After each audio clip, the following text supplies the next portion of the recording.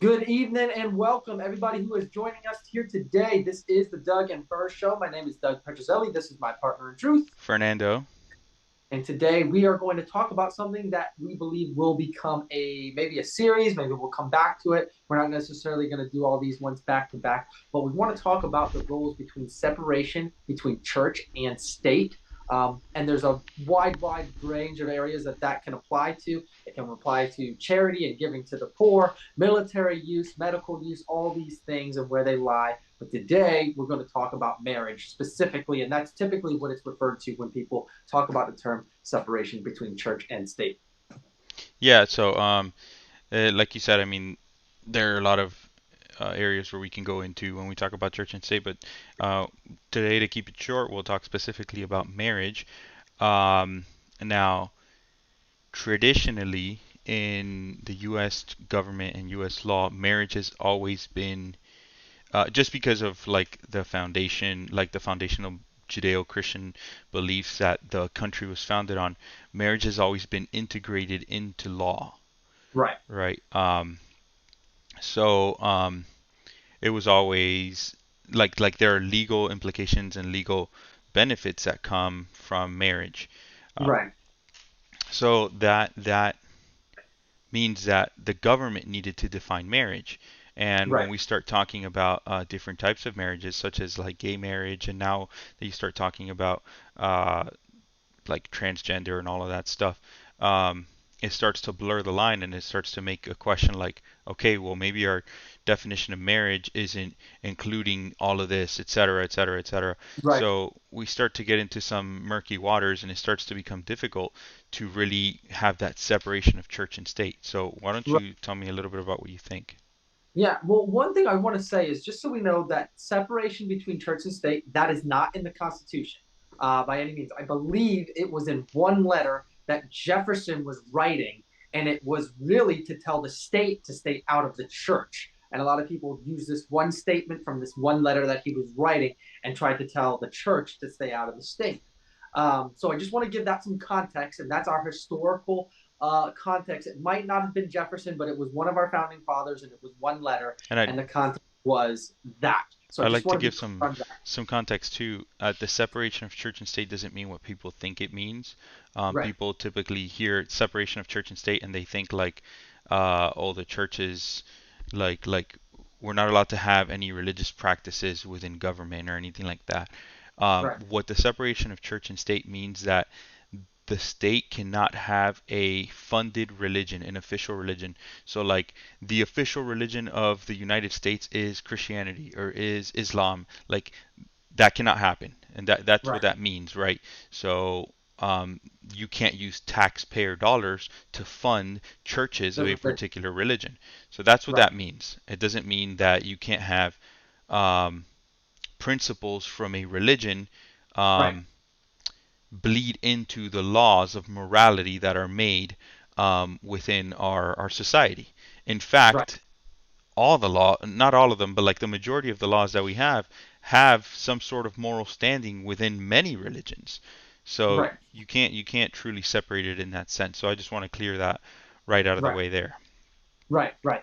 So one of the things is, though, I, however, believe, and I think Fur, you might be on the same page as me, that there still is a need for a separation between church and state, because what do you call it? The government is supposed to play the role of the sword, the role of the protector of life, liberty, and property, and that's the legislation. That's the legal sense. Morality cannot be legislated. I know that people say that it can be because yes, if you just made murder illegal, I mean legal, then people would probably have an increased likelihood to murder people. Yes, that's probably true. But when we're talking about morality sense, it's just things that we should and shouldn't do, things outside the realm of disrupting somebody's life, liberty, or property.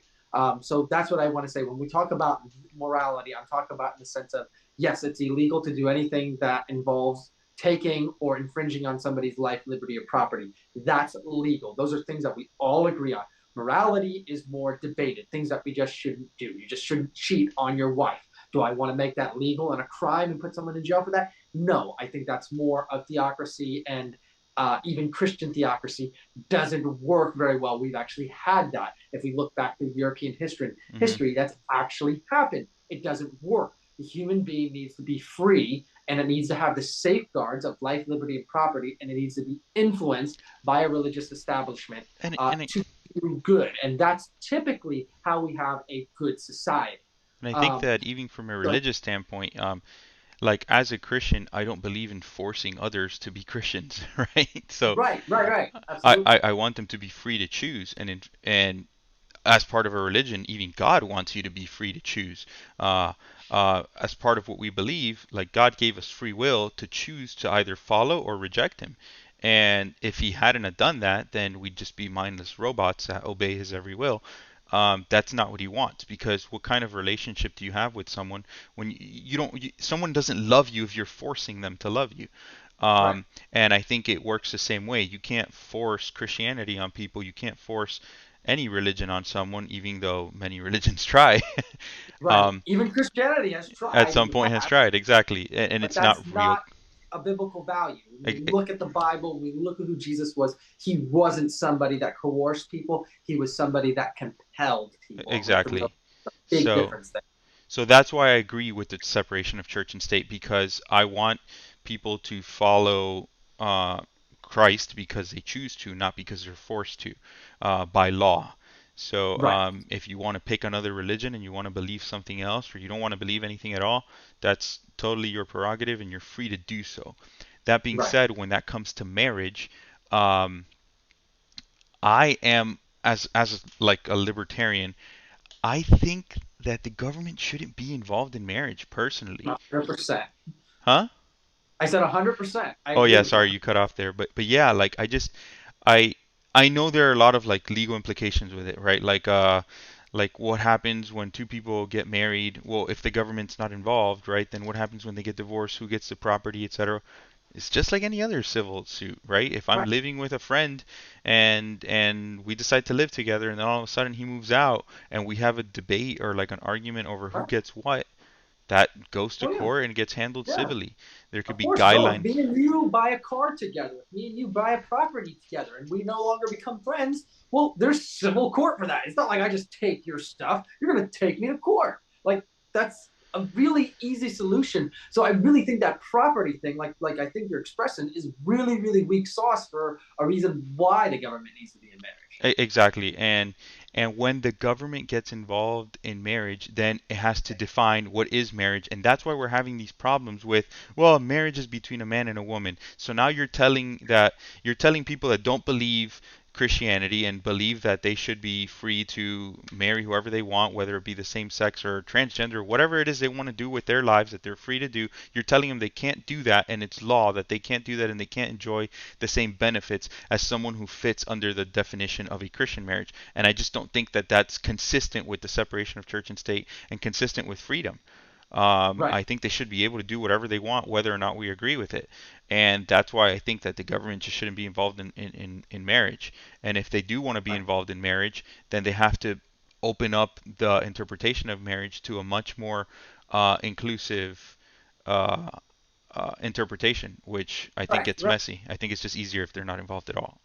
Right. And as far as the tax benefits go, I mean, I think we've discussed here on the show before about taxes. And like, I'm just for a flat tax. I'm not really for tax breaks for individuals living together or commingling or even having children. I don't want the government to try to compel people to have children. That is the church's job. That's the religious establishment's job. When we look at the dawn of history, when we look at everything, religions were the ones that encouraged people to get together, to get married, to have children.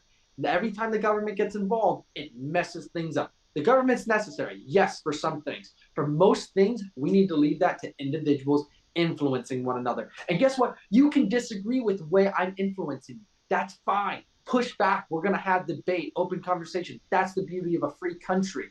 And, I think that that's better. I think that that's how we are supposed to conduct our lives. We should, in my opinion, have a flat tax, give tax benefits for people that are doing nonprofit work and people who are creating businesses. That's it. Other than that, a flat tax. There doesn't need to be benefits for marriage or having children or these things.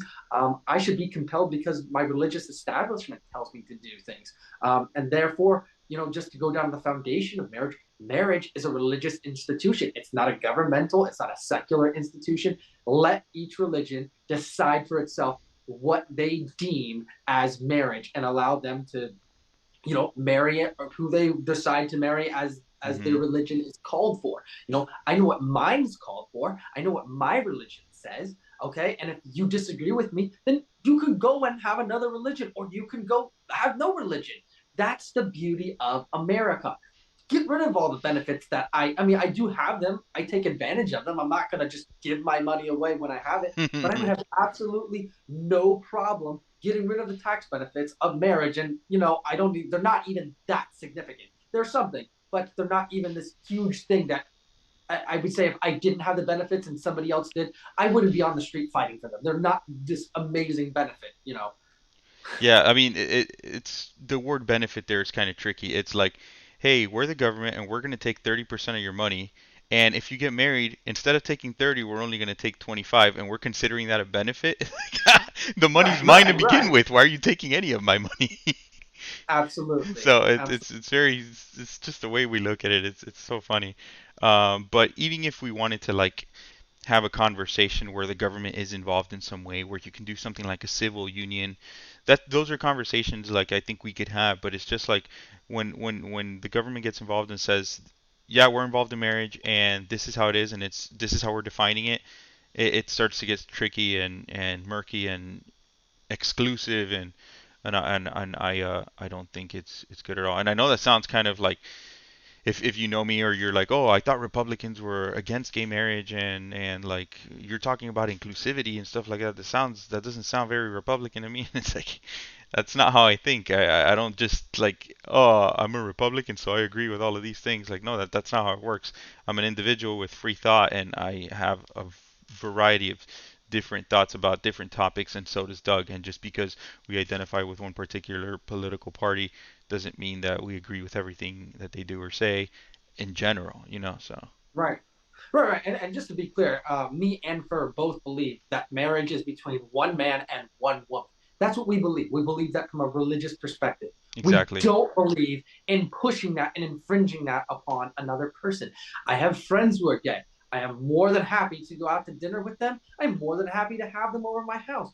Where's my call as a religious person is to love them and compel them into the walk of Christ, just as much as I would a heterosexual couple. That maybe living together. Guess what? That's still sin. I don't hate them for it. My job is to compel them and move them in that direction. And guess Yeah. what? At the end of the day, it's not me who's going to change them, it's God. It's my job to love them, to care for them, to treat them like an individual and a person. It's not my job to force and demand that they do things my way. And when we put marriage in the government, it forces us to do that. Either they're going to force me to Mhm. accept their way, or I'm going to force them to accept my way. Let's go back to freedom. Let's go to the idea. Let's compel one another with ideas on how we live sexually ethic lives from a moral standpoint, from conversations, not by law. Yeah. Obviously, when we're talking about, outside of the ages of consent and stuff like that, when we're talking about consenting adults, Yeah, yeah, yeah. in that matter, that's what I believe we need to do. And I want us to live in a moral society. I don't think demanding and cramming it down from the government is going to make us a more moral society. I think that when we have freedom, and then it's people that are religious, for them to compel their morals onto others. And if people reject it, guess what? This is America. We have the freedom to do so. And I would even say, from a Christian perspective, that's who Jesus has us to be: to still love, to still compel, and people may reject them. Jesus, who did it perfectly, had people rejecting him. That's probably going to happen to me. Yeah, and I think that it's just not fair. Like even though I believe marriage should be one way, or I believe one thing about marriage, right? I don't think it's fair that the government would recognize my marriage because it aligns with their definition, but not recognize someone else's. Like just don't recognize them at all. Right. Don't give me any Absolutely. benefits. Call it a civil union, call it whatever you want. But it's not fair that I get treated one way and another couple gets treated a different way just because of different beliefs. Um, but on the flip side of that, if we're going to talk about freedom, we want that freedom to extend um, on the other side as well. If I don't agree with someone's marriage, I don't think they can force me to bake them a wedding cake, etc. Right. Right? So Absolutely. so like because we want to talk about freedom. The freedom applies to all sides of the coin. Right, Um, find a different wedding baker. right, Um, absolutely, absolutely. So I so mean, 100%, and that would just go along the sides of the, because once you integrate and make marriage by law, uh, something, and you define it, then you could force even a church to perform a wedding. Then now you're encroaching on that side of saying now the church needs to be conform to perform a gay wedding, and that church may completely disagree with that. Now we're going on to these other ways.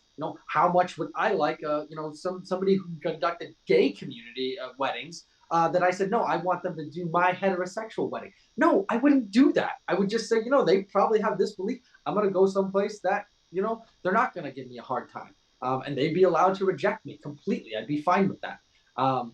That's, where we come to the freedom that we have the freedom to choose, freedom of association. These are things that are embedded in the Constitution. I think this problem is solved. Government, get the hell out of marriage. all right, well, that's all I have to say on that topic. We can talk Yes, about separation of church and state when it comes to different things, such as like laws with regards to other things that align with Christian beliefs, or even beliefs that come from other religions. We can talk about separation of church and state a little bit more, but with regards to marriage, that's all I had to say. If you have any opinions on it, or if you have anything to say, like maybe there's something that we're not seeing or we missed, just reach out to us and let us know so we can talk about it. absolutely. We'd love to have you on. This is the Doug and Fur Show. All right, signing off.